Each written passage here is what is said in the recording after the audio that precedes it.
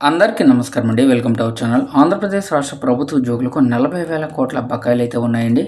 ఒక్కో ఉద్యోగికి ఇవ్వాల్సిన బకాయిలకు సంబంధించి లెక్కలైతే రావడం జరిగింది. సో, ఉద్యోగులకు ప్రకారంగా వారి యొక్క పెండింగ్‌లో ఉన్నటువంటి అమౌంట్స్ లిస్ట్. సో, ఈ వీడియోలో వీటి గురించి పూర్తి వివరాలైతే తెలుసుకుందాం. బకాయిలన్నీ జమ కావాలని కోరుకునే ప్రతి ఒక్క ఉద్యోగి కూడా వీడియోని ఒక లైక్ చేసి మీ తోటి ఉద్యోగ మిత్రులకు వీడియోనైతే షేర్ చేయండి. ఛానల్‌ని ఫస్ట్ టైం గనుక విజిట్ చేసినట్లయితే తప్పనిసరిగా సబ్స్క్రైబ్ చేసుకొని పక్కన ఉండే బెల్ సింబల్‌ని యాక్టివేట్ చేసుకోండి. సో, ఆంధ్రప్రదేశ్ రాష్ట్ర ప్రభుత్వం ఉద్యోగులకు పీఆర్సీ, ఐఆర్, పెండింగ్ డీఏలతో సహా ఇతర డిమాండ్లలో ఏ ఒక్క దానిపై కూడా ఇప్పటివరకు స్పష్టత ఇవ్వలేదు.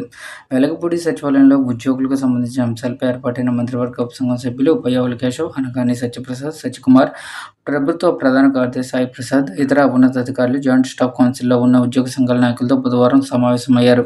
సో, ఇక్కడ దాదాపు 5 గంటల సమావేశం తర్వాత వారు స్పష్టమైన హామీలు కూడా ఇవ్వలేకపోయారండి. దీంతో ప్రభుత్వ ఉద్యోగులు చాలా నిరుత్సాహంగా ఉన్నారు. సో, పీఆర్సీ కమిషన్ వెంటనే నియమించాలని, మధ్యంతర భృతి ప్రకటించాలని, పెండింగ్‌లో ఉన్న 5 టీఏలను విడుదల చేయాలని, వేల కోట్ల బకాయిల చెల్లింపులకు రోడ్ మ్యాప్ ప్రకటించాలని ప్రధాన డిమాండ్లలో ఉద్యోగ సంఘాల నాయకులు ప్రభుత్వం ముందైతే ఉంచారు. అయితే ఏ విషయంపై కూడా స్పష్టమైన హామీ కూడా మంత్రివర్గ ఉపసంఘం ఇవ్వలేదు.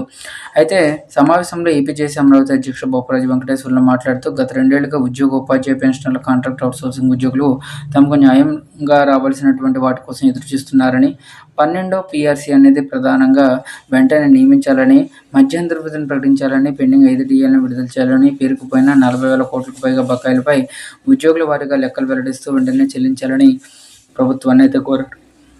ఇక ఆలస్యం చేయకుండా స్పష్టమైన వైఖరి ప్రకటించాలని డిమాండ్ చేశారు. సో, ఇక్కడ ఉద్యోగుల వారీగా పెండింగ్‌లో ఉన్నటువంటి బకాయిలకు సంబంధించి ప్రభుత్వం వెంటనే చర్యలైతే తీసుకోవాల్సి ఉంది.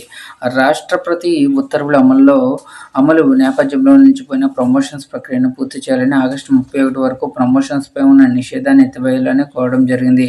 అలాగే కారుణ్య నియామకాలు వెంటనే చేపట్టాలని, కాంట్రాక్ట్ ఉద్యోగులను క్రమబద్ధీకరించాలని, అవుట్సోర్సింగ్ ఉద్యోగుల పదవీ విరమణ వయసును 62 ఏళ్లకు పెంచాలని, హెల్త్ కార్డుల సమస్యల పరిష్కారం కావాలని, గ్రామ రెవెన్యూ సహాయకుల వేతనాల పెంపు అంశాలపై స్పష్టత ఇవ్వాలని విజ్ఞప్తి చేశారు.